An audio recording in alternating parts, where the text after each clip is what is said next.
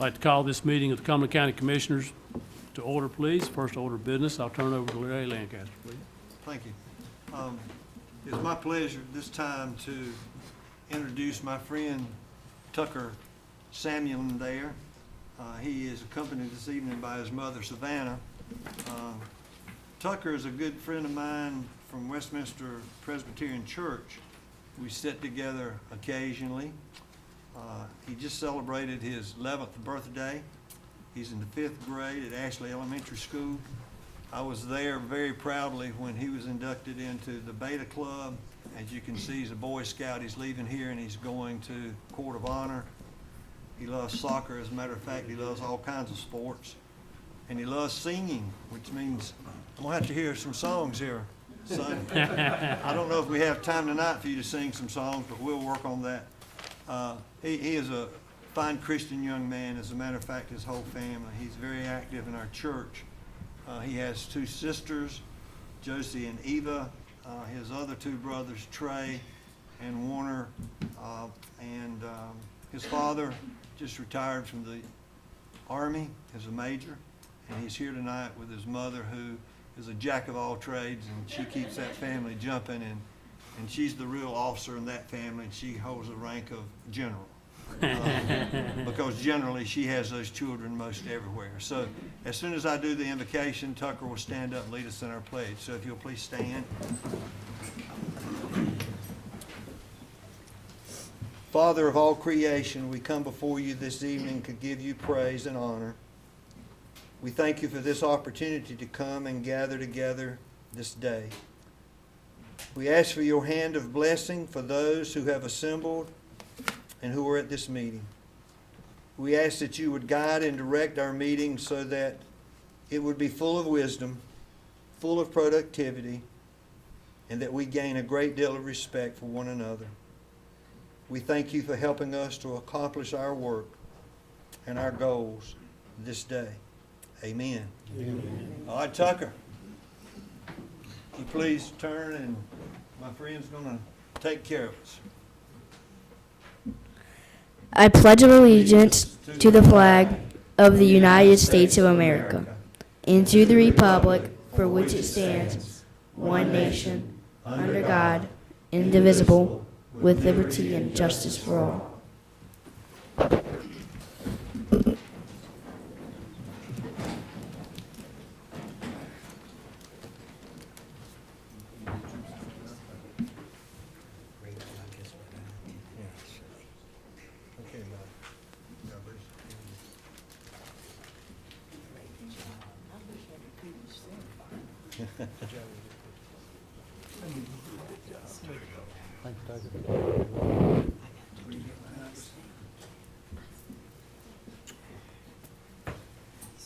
Thank you, son. Thank you, Tucker. Thank you, Commissioner Lancaster, and welcome to everybody tonight. First thing we have is our public comment period, which will take 15 minutes, and I'll open that period now, and I'll ask the clerk if there are any speakers. We do have one speaker. Okay, call you for a speaker, and well, we have one, so I think we'll be all right. Could you state your name, please? My name is David Ickes, I-C-K-E-S.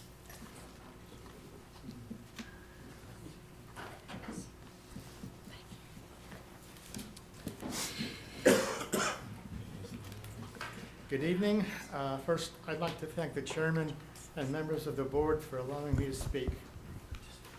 I'm here this evening with some friends. We all live in the Acorn Ridge subdivision located on the north side of Crystal Springs Road between John Smith Road and Camden Road. We bring the following items of concern before the board regarding the general safety and cleanliness of Crystal Springs Road. Item number 1, and most important, is the intersection of Crystal Springs Road and John Smith Road. There is a stop sign westbound at the end of Crystal Springs Road, but no stop signs on John Smith Road, either north or southbound. There is also no overhead street light to light up the intersection, leaving this a very dark and dangerous area at night. It's also difficult to see any road markings, especially when it's raining. We believe that with the installation of 2 additional stop signs on John Smith Road and the installation of an overhead street light, this intersection would become much safer. We are trying to be proactive before there are any fatalities at this intersection. So, to see for yourselves, I am asking every board member to take a drive after darkness sets in from Cumberland Road, turning south onto John Smith Road, and then turning left onto Crystal Springs Road. Item number 2, there are no overhead streetlights on Crystal Springs Road at the 2 entrances to the Acorns Ridge subdivision. At night, it's difficult to judge exactly where the entrances are until you're on top of them. We'd like to see 1 street light installed at each of the 2 entrances. The question is, what will it take to have these lights installed? And if the answer is no, then why not? Item number 3, the litter problem along Crystal Springs Road. We'd like to see signs placed along the road with a minimum dollar fine listed on the signs, plus community service in cleaning up the roadsides to remind people not to throw their trash out their car windows. The county could have officers occasionally patrolling or lying in wait in order to enforce the signs. Just recently, within the past 2 weeks, that area has been cleaned up by 1 group of Boy Scouts and also a group of inmates. But it will become bad again in the near future, believe me. Item number 4 and last item, we need to obtain 4 children at play signs for our development. Question is, where can we get them and what process is involved in having them placed? And again, thank you for your time and attention. Thank you, Mr. Dickey. We typically don't respond immediately to inquiries. We usually have staff get back to them after some research, but this one's a no-brainer. Honestly, the county is not involved in any way whatsoever with streets or highways. If you live within the limits of a municipality, however, it is that municipality's responsibility unless it's a state-maintained road. And in this case, I'm assuming that you live in the county, not in a city. Correct. It would be the responsibility of the state Department of Transportation. DOT, okay. Luckily for counties, we haven't had that responsibility since the 30s. The legislature keeps threatening to give it back to us, but we keep asking them not to. But as long as they give us the money, we'll do it. But right now, we do not do that. So the State Department of Transportation would be where you would need to look. And if you need help from any of us or any direction how to get up with those people, just contact the county management office, and we'll point you in the right direction, sir. Okay. Thank you so much for your concern. For Thank you. For your neighborhood. No further speakers? There are no further speakers. Okay, we'll close the public hearing, and at this time, I'd ask for approval of the agenda. Madam Manager? Sir, could we go back to the recognition of the Oh, outgoing I'm sorry, board did I member? skip? Forgive me, I'm getting too fast. Yes. Next, what's the item? Okay. Oh, yeah, okay. At this time, I would call on Jeanette Council, who is making faces at me, and I didn't see him. Thank you. Mr. Chairman, Mr. Frank, will you come forward? Forgive me, Chris. And since I grabbed you so hard, right in front of your wife and everything, come up, hon.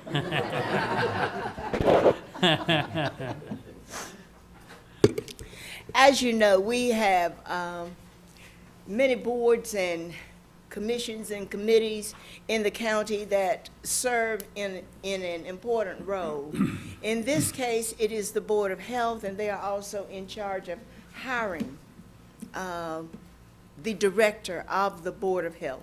And they're responsible for all of the health issues that we have that come before us for the county. So this is the way I met Chris. He told me to call him Chris. Chris Frank. When I went on the Board of Health, I found him to be someone who always read all of the information, who studied the issues, who genuinely enjoyed serving the county, and who liked what he did. So I know that he's going to have another place very soon, whether you want it or not. But we need hardworking people, and we need people who genuinely love the community that we live in and have a desire to make it better. And this is a certificate of appreciation presented to Christopher Frank. Come on over here, honey. And Mrs. Frank, because she kept the house together all the while he was at all the committee meetings and everything, so I know that. Presented to Christopher Frank for outstanding dedication and service on the Board of Health from the Cumberland County Board of Commissioners, dated this 21st day of March 2016. We appreciate you, hold up in, baby, okay? We appreciate you, Patricia. We appreciate you and all that you have done for the citizens of our county and all of the work that you will do in the future. It's been an honor. It's Okay. been an honor. And I'm supposed to ask you if you have something to say. I just would like to thank the Board of Commissioners for their support and your support. We can't do it without you. And perhaps I'll get to rejoin them sometime or something else if you have that in mind. Absolutely, Okay. absolutely. You take a good picture. Oh, sure. Oh, we got to turn it down.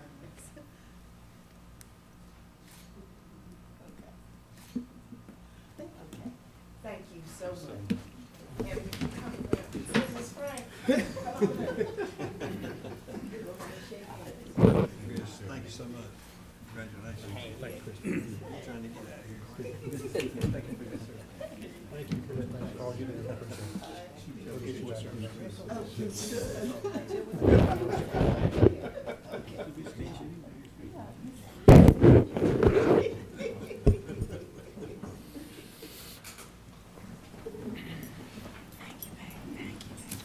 Okay, before I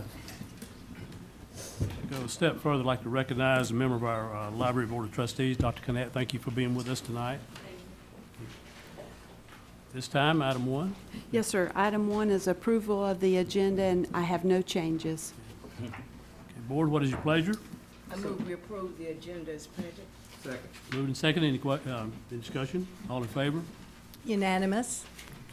Item number 2 is a presentation by Mr. Rodney Anderson. He's the president of the Fayetteville Chamber of Commerce, and he'd like to share some of the goals and the vision of the chamber going forward. Mr. Anderson, welcome. Thank you very much. Mr. Chairman, commissioners, staff, citizens, thank you very much for the work that you do, the unselfish work that you do in supporting our county and for affording me the opportunity to address you this evening. I'd like to really just provide you information on 2 topics. The first is the Greater Fayetteville Chamber of Commerce and its vision, mission, core values, and way ahead. And then I'd also like to briefly discuss military transitions for our military families that are so essential to our community. And so the first topic is the Chamber of Commerce. The Greater Fayetteville Chamber of Commerce had a major reorganization, as you know, on the 1st of January. A part of that reorganization was a new vision and a new mission.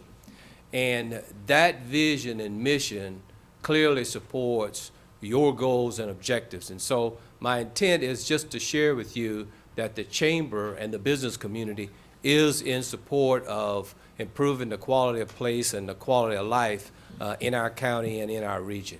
And so specifically, the Chamber vision is to advance prosperity and community resilience through business leadership. And in order to do that, the mission statement lays out 4 primary objectives. First, to promote business-friendly public policy. Secondly, to introduce innovative new business ideas to the region.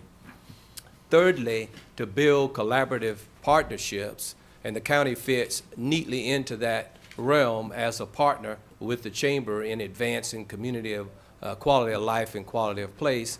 And lastly, to introduce and support valuable programs and services for our members.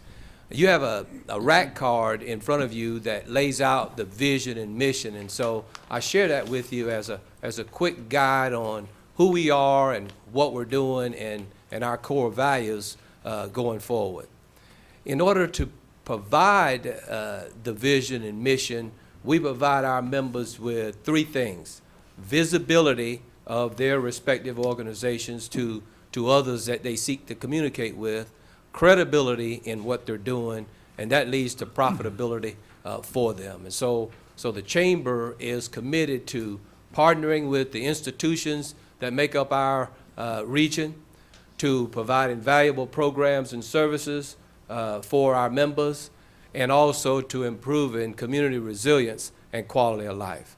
And so thank you very much for your partnership with the Chamber and your support of the Chamber as the Chamber moves forward to perform, to advance that vision and mission. I'd like to transition to military families.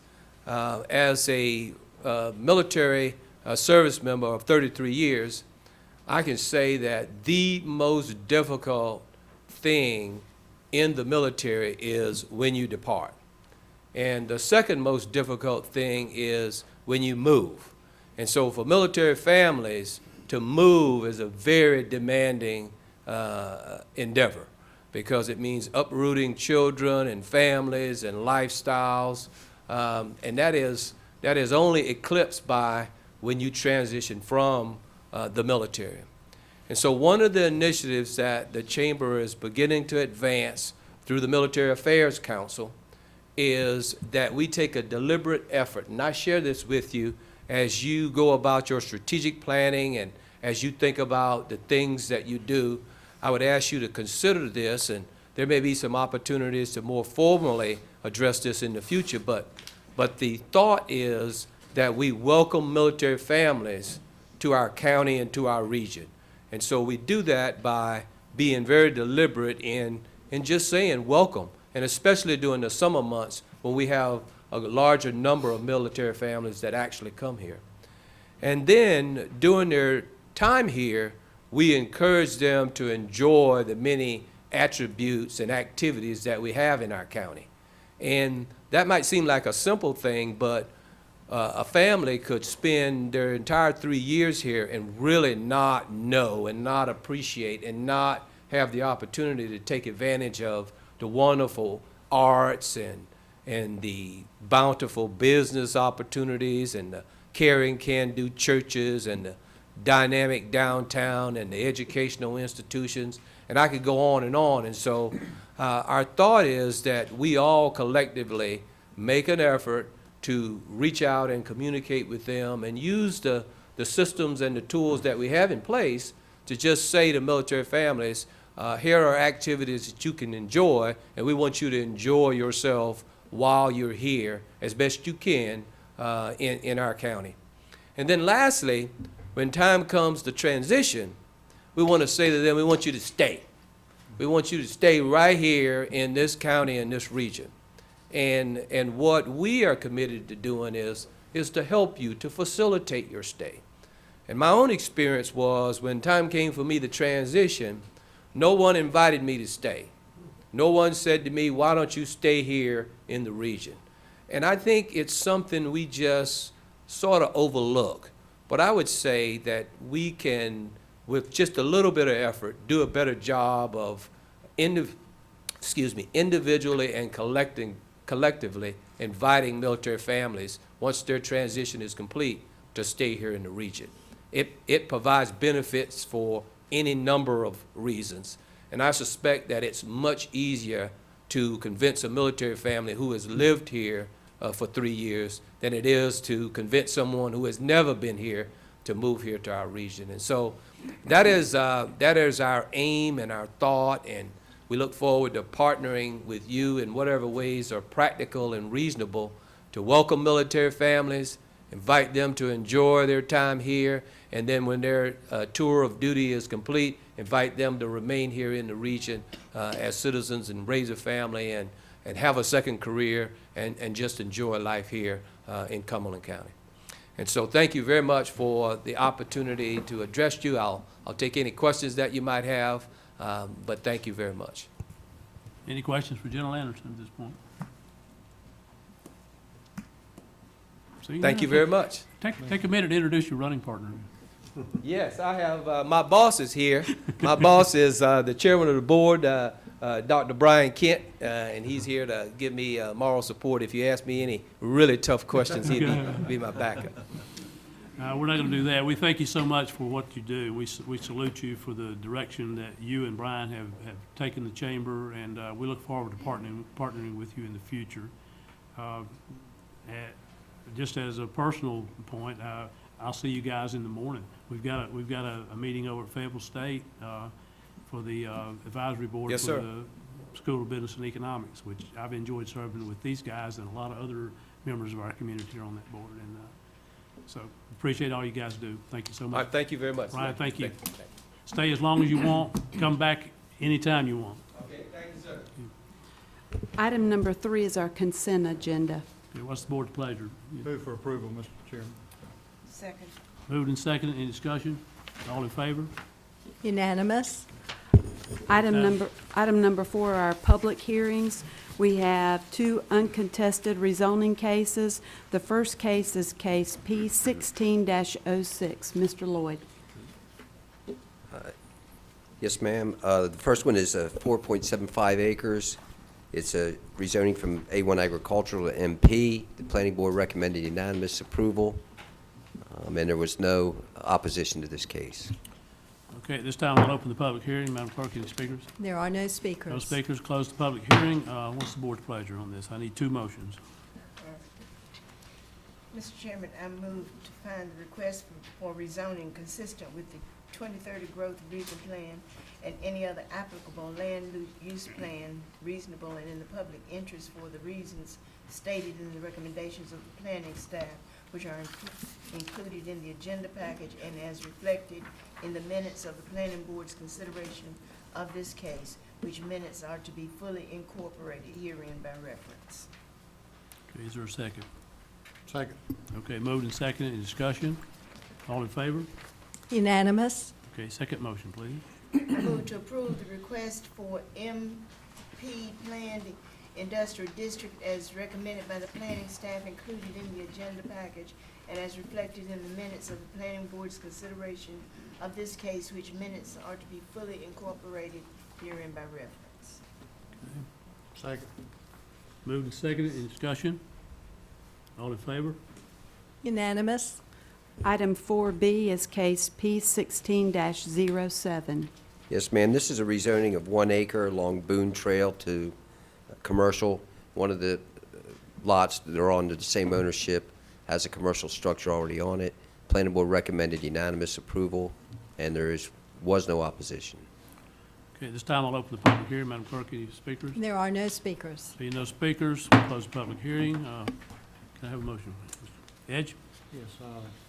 Chairman, I move that we find the request for rezoning consistent with the 2030 Growth Vision Plan and any other applicable land use plan, reasonable and in the public interest for the reasons stated in the recommendations of the planning staff, including in the agenda package, and as reflected in the minutes of the planning board's consideration of this case, which minutes are to be fully incorporated herein by reference.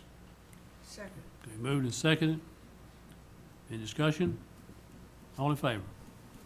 Unanimous.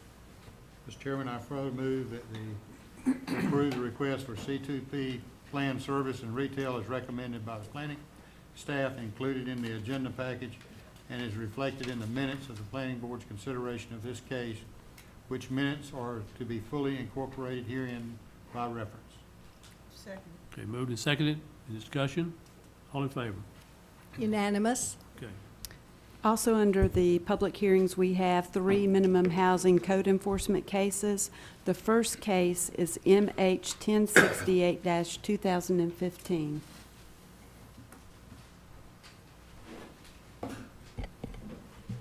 Do you swear or affirm the testimony you're about to give is the truth, the whole truth, and nothing but the truth? I do. Thank you.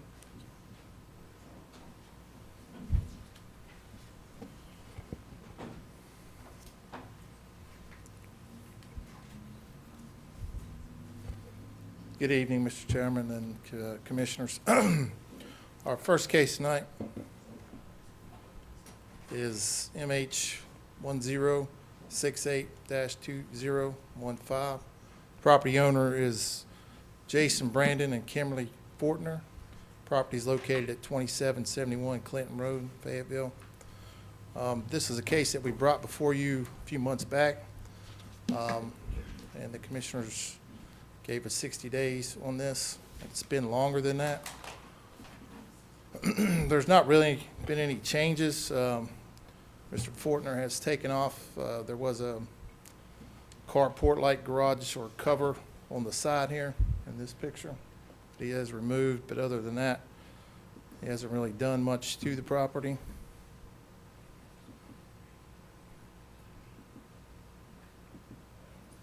There we go.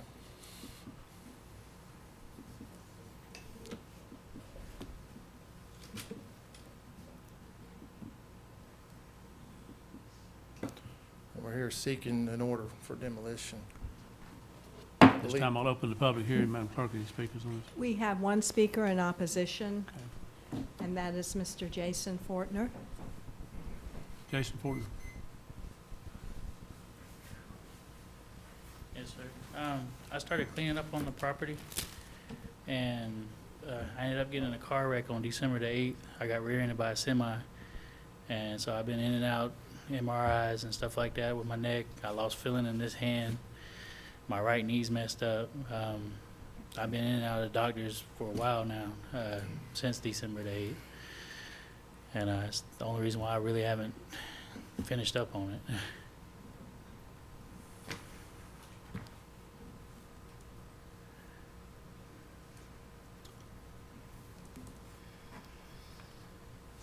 Okay, any questions for Mr. Fortner?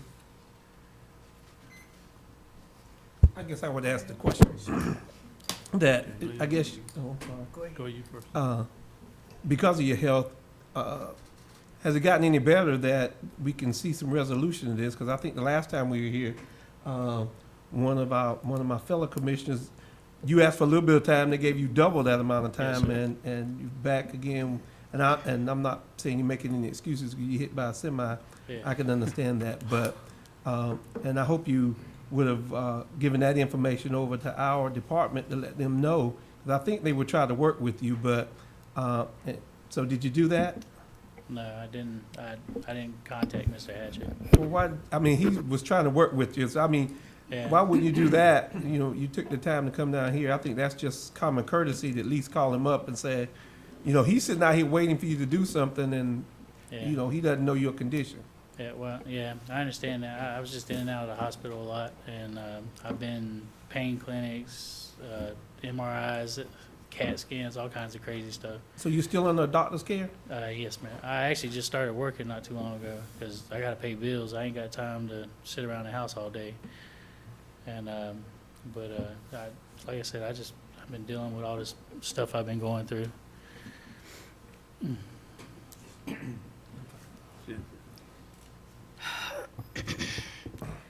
I sympathize and empathize with you, but here we are as a board, knowing that there is a hazardous situation out here. And you have not, do you have any proof that you were in this accident? Not with me, but yeah, I have all kinds of proof. I mean, they got records of me getting hit. They said it was like $3,000 worth of damage to my truck, but it was actually $16,000 worth of damage. It destroyed the bed of my rollback and a bunch of other stuff. And, it messed me up pretty good.